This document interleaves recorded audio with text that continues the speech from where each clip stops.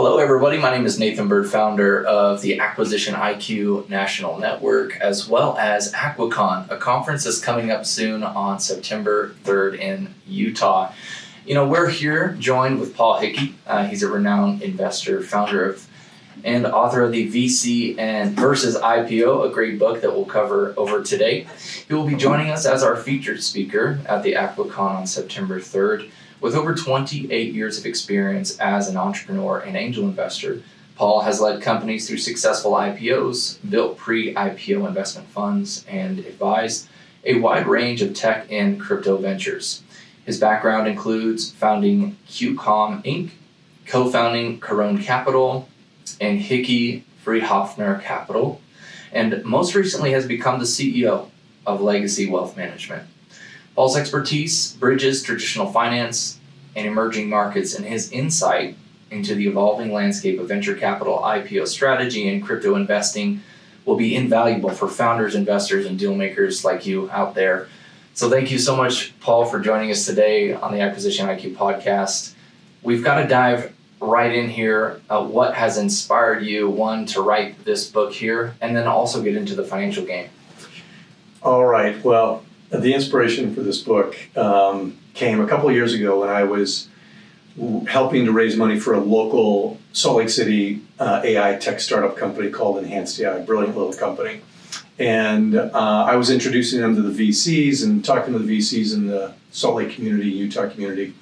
And after I finished telling the VCs about Enhanced AI, I would ask, well, what's your portfolio look like for IPOs? How many companies in your portfolio are getting ready for an IPO? And the VCs, every single one of them said, oh, well, we don't have any. And then my next question was, well, do you have any that are doing $100, $200 million in sales? And almost all of them said, yeah, yes, actually we do. And then I said, that's big enough to do a small cap IPO. And they said, well, it's too expensive, or really? They were surprised that I would say that.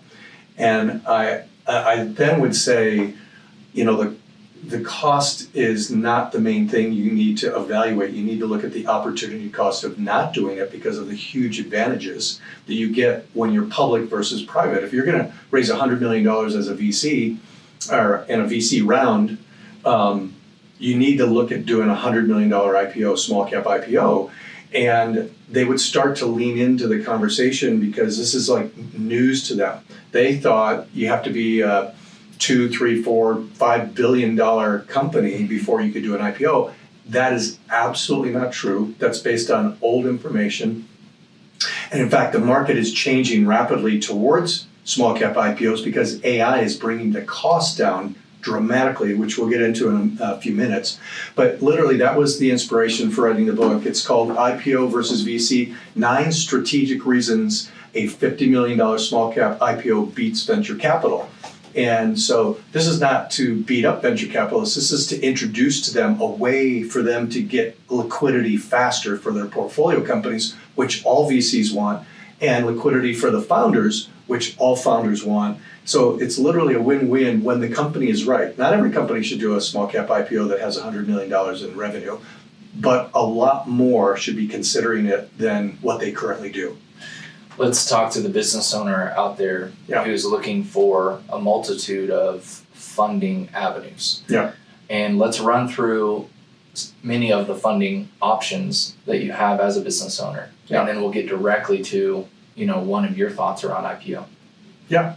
Well, if I'm a business owner, and let's just say I've got a business doing $100 million in revenue, and my valuation is somewhere around $400 million. You've got the option of going to a VC to get a B or C round. You could go to private equity and have them buy a big chunk of the company to give a little liquidity to founders and then put some money in it. You could try to get some traditional bank financing, but the typical place you're going to go is a VC round to raise $100 million normally. Most of the entrepreneurs in that position aren't even thinking about an IPO because they don't understand that that is another alternative. And then, of course, your other alternative is just an exit, right? Mm-hmm. You want to just sell the company to a private equity or whatever. And again, a lot of entrepreneurs don't think about an IPO as an exit, but it is what I call a flexible exit, meaning, and by the way, if you do want to exit in a year or two, an IPO is a great way to do it because the value of your company most likely after you go public is going to be higher than when you're an equivalent private company.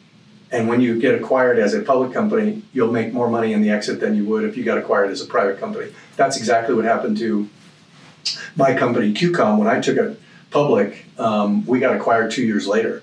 And we made a lot more money being a public company getting acquired than being a private company. So it's another factor for entrepreneurs to consider when they're thinking, what do I do next if I want to raise $100 million or even $50 million? Can you share with us the size of the company that one would start to look at and entertain an IPO? Yes, let me give you a quote. Yeah, sure. I'm gonna quote a famous venture capitalist. His name's Keith Rabois. Keith was an executive at Yelp, Zoom, PayPal, LinkedIn, Square, all when they went public. So, and then now he's a venture capitalist. He's helping to run Peter Thiel's fund. And so this guy is a major baller in Silicon Valley. And here's what he says about when a company should start thinking about doing an IPO. He said, I believe companies should go public as soon as possible with as little as $50 million in revenue. I like the accountability, transparency, and discipline that going public brings. You have the capital, resources, and equity to be strategic. Sometimes when you're a private company, there are strategic assets that you can't get your hands on. Think about where Meta would be if they hadn't acquired Instagram and WhatsApp. So Keith thinks that when you get to $50 million in revenue, it's something you should start thinking about. I would say if you're in a tech industry and you've got huge growth ahead of you, $50 million is a reasonable number to be thinking about. Mm-hmm. But I would say outside of tech, you probably want to be around $100 million in revenue to start thinking about it. And I will tell you the one factor, there's a number of factors to consider whether you want to do an IPO or not, but the single biggest factor is predictable growth. You want to make sure you have 2 or 3 years of very predictable growth if you're going to become a public company. Because this is where small cap companies get in trouble. They go public, their growth for whatever reason slows down or starts to decline, and you're just going to get killed. And so you don't want to do that. And this Can you explain why one would start to, in essence, not receive the popularity from the crowd? Because you're going to a public market, and then if your business starts to decline in success, can you explain or unpack that just a little bit more? Yeah, I mean, it happens. Things shift. Like you've got a good company, you built it over the years, and you're big enough to go public. You find an investment bank that's going to raise you $50 or $100 million in a small cap IPO, and then something happens in the marketplace. Maybe one of the big companies come out with a competitive product and just start eating away at your market share. Mm-hmm. A COVID could hit, and some kind of weird thing, black swan, could affect your business and sales start to go down. And as a private company, you're still going to get hurt if your sales start to decline. It's, people, well, if you're public, you're going to get killed. Well, if you're private, you're going to get killed too.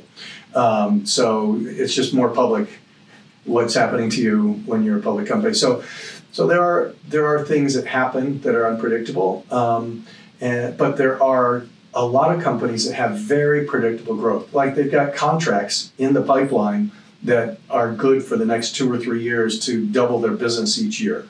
That is a great prospect. And you're going to do really well. And then once you're public, there's huge advantages to accelerate the business that you do not have as a private company. And that's one of the things I want to talk about in a few minutes. But yeah, let's do it. Let's do it right now. Let's dig a little bit deeper on those advantageous lanes. Yeah, let me, I want to back up one step before I jump into that and talk a little about why the VC community and the entrepreneur community has kind of forgotten about small cap IPOs. Why did that happen? And there's a couple reasons. One, between 2011 and 2021, the amount of venture capital money that came in to invest in companies went from about $28 billion to over $200 billion. it almost 10x'd in 10 years. And so if you're a $100 million company looking to do an IPO in the past, that's probably the path you would take. Well, when you have 10x the capital out there looking to invest, they're writing bigger checks, and now that becomes a viable option to go raise $100 million from a VC because there's so much more money available. So that's one of the things that slowed up IPOs. Sarbanes-Oxley made it more expensive to be public, so that slowed up some of the small cap IPO stuff.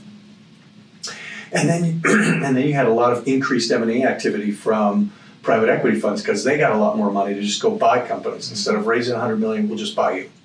Or you have the big seven that are like Google and Microsoft buy 100 to 200 companies per year. And a lot of those are these companies that are doing 100 million, 200 million in sales and growing and could be a small cap IPO company. So those are the main reasons why everybody kind of forgot about small cap IPOs, but it's not going away. And let me tell you one of the reasons why I'm predicting there's going to be a small cap boom. And it's something I predicted in the book 6 months ago, and the CEO of Goldman Sachs just validated it for me like 2 weeks ago in a quote. So AI is lowering the cost of everything, including the cost of going public. And this is what a lot of people don't understand, VCs and entrepreneurs, but this is super, super important, which is why I want to talk about this. So what's happening is, traditionally, if you were going to do a small cap IPO, it's going to cost you probably around $2 million in fees. Audit fees, legal fees, roadshow fees, some investment banking fees. If you really know what you're doing, you might be able to get it done for $1 million, $1.5 million, but $2 million is a pretty typical fee, right? Well, out of that $2 million, $1 million is typically spent on legal fees to create and file what's called the S1 registration statement. That's the document you have to give to the SEC to let them review and go, okay, you can do an IPO. And it's $1 million of legal fees. That's a lot. That's expensive. To have a reserve of $1 million, Yeah. I mean, you have to raise almost for your just to go IPO. Just that alone. And then you've got audit fees, which can, depending on the type of business you have, it can be anywhere from $200,000 or $300,000 to $500,000 or $600,000 just for audits, right? So here's what AI is doing now to the cost of going public. I'm going to read this quote from Larry Goldman, the CEO of Goldman Sachs. And I actually wrote an article on this just a couple weeks ago when I saw the quote.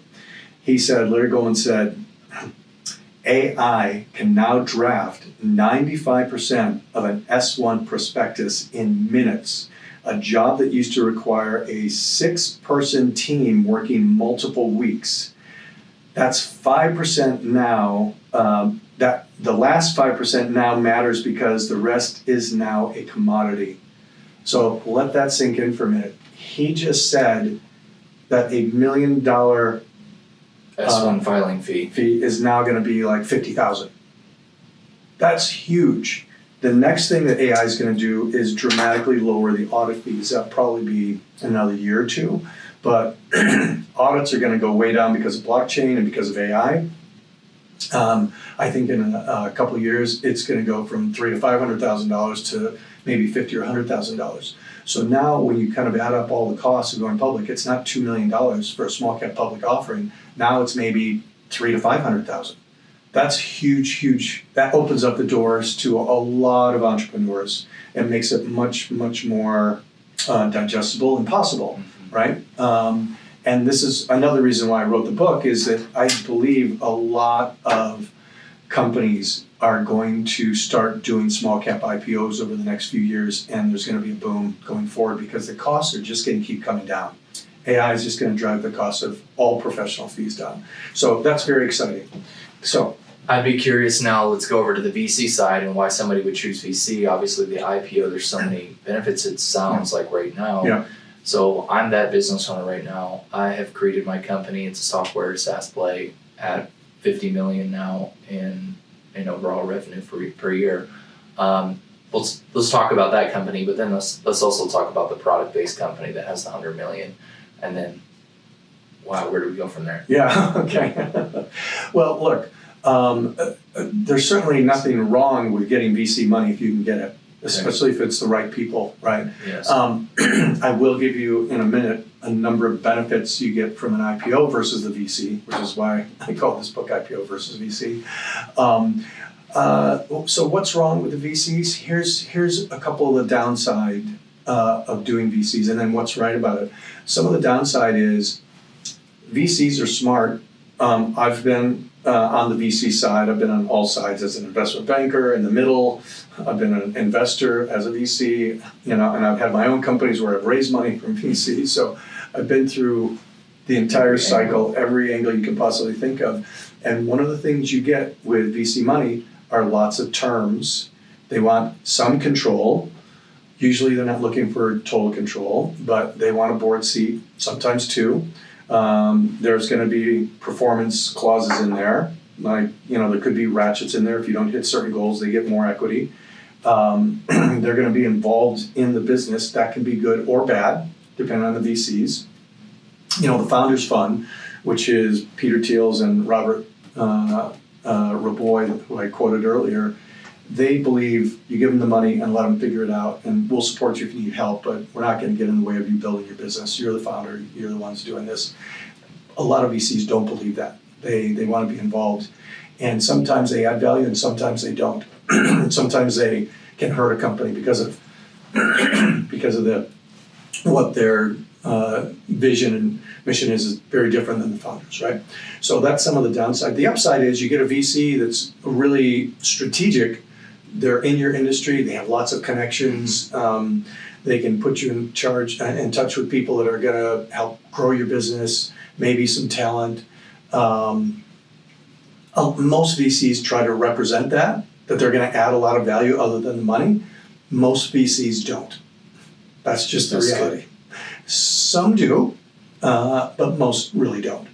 And so that's something you got to really take a hard look at, and unless you've been through it and experienced it a number of times, it's it's kind of hard to believe that the VCs aren't going to add the value that they're presenting to you. So the tip I would give to every entrepreneur looking to raise VC money, if they've got a term sheet from a VC they're considering, you need to go talk to some of the CEOs that VC fund has invested in and see what kind of experience they have had with the fund. That is the single most important thing you can do in deciding whether you want to take money from a VC or not. Find out from the other companies that have invested in what their experience has been. I'd be curious if you could walk us down the path to IPO now, and then now once we've reached IPO, what are the obligations of the company, and how do they, who do they report to? Yeah. Because you're reporting to VCs when you have their money, but now who you're reporting to, IPO. Yeah, so one of the ironic things in terms of who you're reporting to is you're reporting to your board, who is now an independent board, meaning management has to be a minority number of board members. So you have to have, let's say you have a 5-member board, 3 of them have to be independent, not working for the company, and 2 can be like the CEO and maybe the CFO, right? That's a typical. So you have an independent board that you report to, and then the board basically reports to the shareholders. So here's the ironic thing about taking money from a VC versus an IPO. You actually have more control over the company with an IPO because they're all common shareholders versus a VC who's in your office, in your business, in your board meetings. And if you go raise $100 million from a VC, they're going to be in your business. You raise $100 million in an IPO, it's thousands of common shareholders, and you just have your board, right? So choose your board wisely. Gosh, it sounds pretty advantageous. Well, no, you want to hear some of that's just one of the small benefits. Actually, it's ironic because most people think you go public, you have a lot more accountability and responsibility. There is more transparency, and you have to be accountable to your shareholders, whether they're VCs or common shareholders in the public market.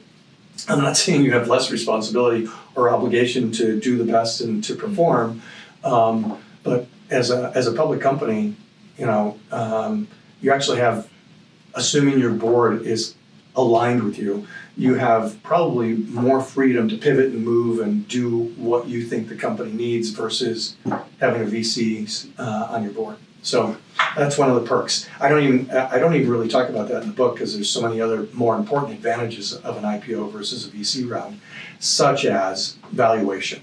Like this is a big one that even VCs miss this point that I've talked to. So there's something called the liquidity premium, which means if you're going to invest in two companies, they're the exact same type of company, same size, same profits, everything's the same. And one's a private company that you're going to invest in where you're probably not going to have liquidity or be able to sell your shares for 5 or 10 years versus another company where it's public and you can buy the shares today and sell them tomorrow, sell anytime you want. People are willing to pay more for liquidity than to be locked up for 5 or 10 years. It's called the liquidity premium. The average public company trades at a 50% premium to the comparable private company. Now, there are outliers sometimes with crazy AI companies that get insane valuations, but those are the outliers. The average company that's public is trading at least a 50% premium to the private company. So now let's put some math to that. You're a $100 million company with a $400 million valuation, and you want to raise $100 million. And when I say $100 million in the beginning, I mean $100 million in revenue. Mm-hmm. Your company's worth $400 million, and you're looking at raising a $100 million round, okay? So in a private round. Now, that's probably 25% dilution, right? Yeah. In a private round. As a public company, you're probably going to get valued at least $600 million. At least, maybe more. It can be significantly more depending on a lot of variables, the marketplace and comparables and what's going on.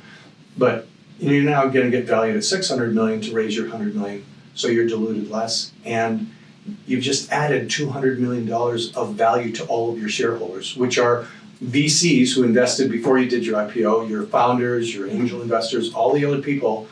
And so my question to an entrepreneur is, if you have the option to go raise money at $600 million versus $400 million, what do you think your shareholders want?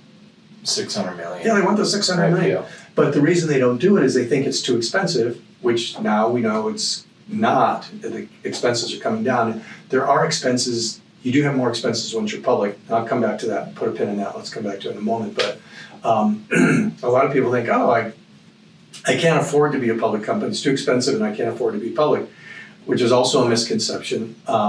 But that's a huge, huge benefit of being public is the increased valuation you get. And by the way, that doesn't go away. If you're performing as a public company, your valuations can actually get bigger and bigger in terms of versus the comparable private company. It can easily be 2 or 3 times the value of a private company depending on your growth rate and how the market likes the company and everything. So I wonder about can you share a little bit detail on the team members that are needed for an IPO now that obviously we still have, the past team members that are needed, but yet we now have the partner of AI. Yeah. Can you shed some light on that? Yeah, so the most important person you got to have on your team if you're getting into an IPO is a CFO that has experience with public companies.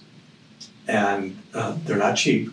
So that's going to be an increased cost. But, a lot of smaller companies kind of get away with, a controller can manage everything. You don't need an expensive CFO.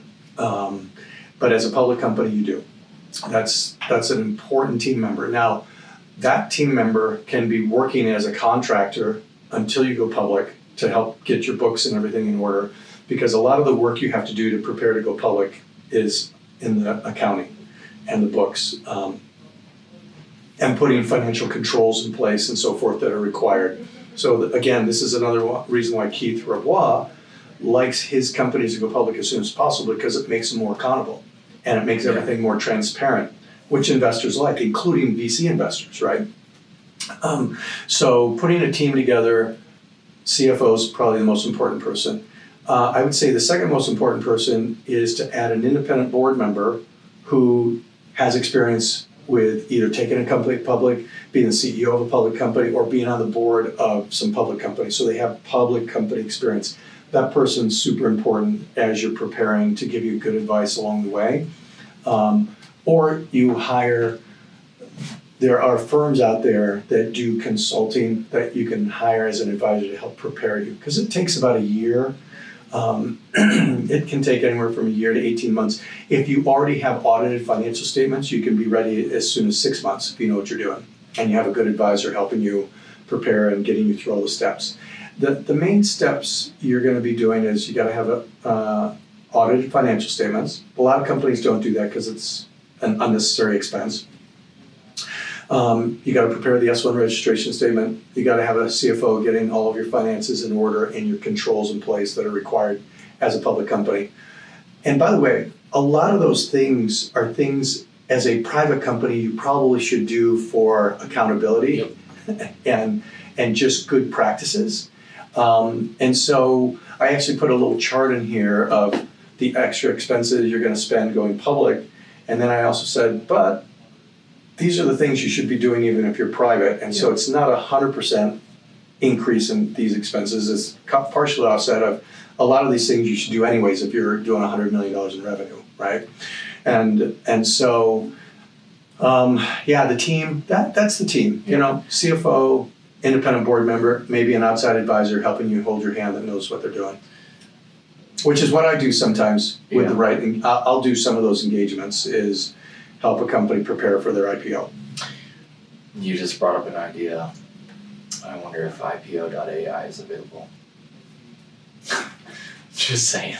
You better go check before this gets published. No, because you're going to need an entire team of AI agents. The AI agents, I'm telling you, Nathan, you're hitting on this. Like you're hitting to on the help right thing. Every single one of the individuals as an assistant, to advance their work forward in an expedited rate. Doesn't mean that they're not needed. It just means that they need to know how to utilize the systems. 100%. My second edition of this book is going to include that. As an example, what Larry Goldman from Goldman Sachs said, we can do 95% of an S1 registration in 30 minutes with AI now. So they built an AI agent to do that. So you can build an AI agent eventually to help with the audit, to help with your controls, to help all the people and all their jobs. That's going to happen over the next couple of years. And again, that's just going to continue to lower the cost of going public. It's also going to lower the cost of being public. It's also going to accelerate the time in which you can go public, make it shorter and shorter and easier and easier. And so this is one of the reasons why it's very valid prediction we're going to get a boom of small cap IPOs. And, I'm just starting to touch on the benefits of public. Let me throw a few other ones if you don't mind. Attracting talent. If you're a growing company and you're hiring, you need tech people and service people and smart people. What do you think you have a better chance of recruiting the best talent? When you're a public company and you can offer stock options that are liquid and they know the value and they believe in the vision of the company and they feel confident the value is going to go up, or you're a private company where it's really hard to value, they're not liquid, and you may not be able to sell them for 5 to 10 years. I mean, there's no comparison, right? The incentive is there, that's for sure. If you're going after someone like you and you're being interviewed by a private company offering stock options and a public company offering stock options that you really think has a lot of growth potential, it's an easy decision for you. All things equal. Yeah. All things equal. Well, and as a private company, the stock options that you're going to offer aren't liquid until a liquidity event, as you said. Yep.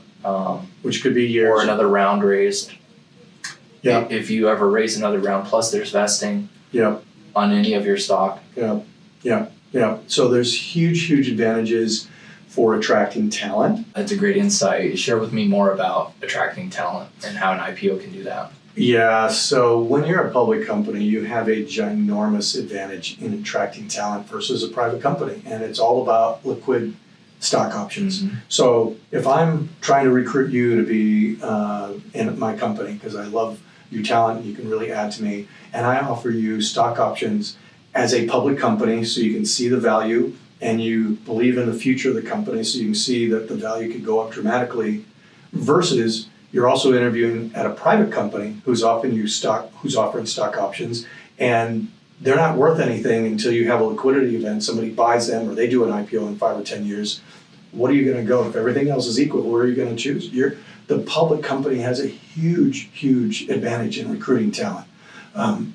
So this is one of many kind of what I call off-balance sheet advantages of being a public company. You can't quantify that, that you have an advantage of attracting talent as a public company, but that's a huge factor. Any growth company, one of their biggest challenges is getting talent. And as a public company, you have a big advantage. It's a huge advantage. Well, and earlier we were speaking about another challenge is really just raising funds as a public company. Yes. Can you share with me some of your experiences there, and then how, you were public and then you went into meetings to raise funds and you had a little bit more success there? Yeah, well, it's a lot more than a little. So, raising money as a private company is typically the worst experience that entrepreneurs have. It is so hard. It takes so much more work and so much more energy than it should. I mean, it's 6 months sometimes, maybe a year to try to get $1 million or $5 million or whatever. And I've gone through that. I've raised 22 rounds of financings for my own companies that I've started over the years. But when I did the IPO, the way that it works is you engage an investment bank. That investment bank already has a giant relationship with hundreds of institutional investors and thousands of retail investors. And so what the investment bank does is they set up the roadshow. That's their job, is selling the shares and raising the money. And so they set up a roadshow. I spent a week in the United States, a week in Europe, and you walk into a meeting with maybe a room full of 8 different institutional investors, and you sit down, you do a 30-minute presentation, they ask a few questions, and literally in less than an hour, they're in the room going, I'll put in $1 million, I'll put in $2 million, here's a $500,000 for me. Yep. And it's magical. Like, these people have never met me before. I didn't talk to almost any of them after the IPO, after they invested. So it's a very, very different experience than raising private money. And it's insanely much easier and much more efficient. I can share just a little bit of that too. I won't go too far, but it's, there's a transactional relationship, and there's nothing wrong with the transactional relationship if one party is seeking a value that they know that you have already presented to the market. Right. I don't need a relationship. I need to create value for you. Right. And I mean, that's a prime example of a transactional relationship. Yeah. Where there's absolutely nothing wrong with one just spending money on the value that they see. But 100%. Well, I'll tell you, after you're public too, and this is another reason why companies with $100 million in sales should think about this, because the kind of traditional path right now is you go raise $50 million from a VC, and then you execute, and maybe in a couple of years you go raise maybe $100 million from a VC in the next round. Once you're public, raising any additional capital you need is also insanely easy. I'll just give you an example. I wanted to acquire a company. After I did my IPO, I wanted to acquire this company, and I had the cash to just acquire it outright, but I didn't want to use it, so I went to my board on a Friday. I said, here's how much money I need. I want to raise the money in what's called a PIPE. It's a private investment in public equity. So it's a private deal where you're going to issue restricted stock that's restricted for 6 months, and then it becomes publicly traded. So there's lots of institutions that will do those deals because then you'll get a little discount to the public price. So if we're trading at $10 a share, I might issue this for $9 or $9.50, give them a bit of a discount. So I said to my board on a Friday, this is what I want. They approved it. I had the institutional investor already interested. I made a couple calls. Literally, the documents signed, everything done. 7 days later, I had the money in my account. It took me maybe 2 hours of total work between the board and the investor and the lawyers. So it's wildly, wildly easier as a public company. And you're raising it at higher valuations, so it's less dilutive. And you can just keep doing that. You can also use your stock to acquire companies, another big benefit. As a private company, you can use stock to acquire companies, but it's really difficult because you're going to fight about valuation. Yeah. And now, if you're a public company issuing stock, they know that they can sell that stock. Usually there's a little bit of a lockup, maybe 6 months or whatever. Each month, that's a negotiation. But now they've got this liquid stock. If they want to hang on to it because they think the company's growing like crazy, they can hang on to it. If they want to sell it, they can sell it. So again, when you're competing to acquire a company with a private company, you've got a giant advantage as a public company going after acquisitions. And that's just another way to accelerate the growth of the company that you don't have as a private company. And I've thoroughly enjoyed this interview, and it looks like we're gonna have to have a volume 2. Okay. There's a lot of questions, but also just a good conversation here. And then hopefully you guys out there are enjoying the conversation. You're gonna learn more at the acquisition conference, and that's coming up here soon. You'll be one of our guest speakers. You'll have a segment, so I'm excited about that.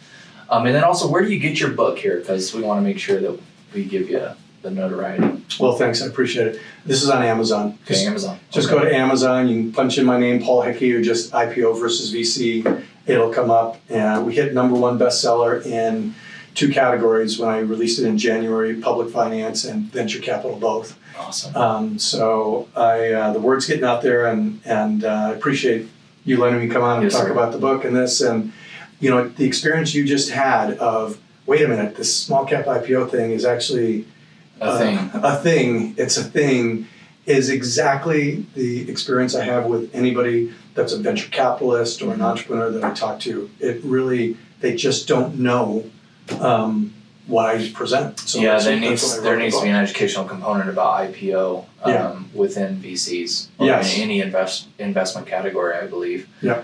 But guys, if you want to learn more, obviously come to the Acquisition Conference on September 3rd, and then we also have the Acquisition IQ National Network, and you guys can learn more about that at acquisitioniq.co.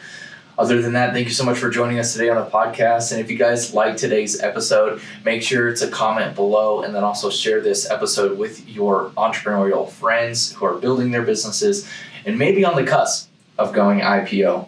But thank you again, and we'll see you soon.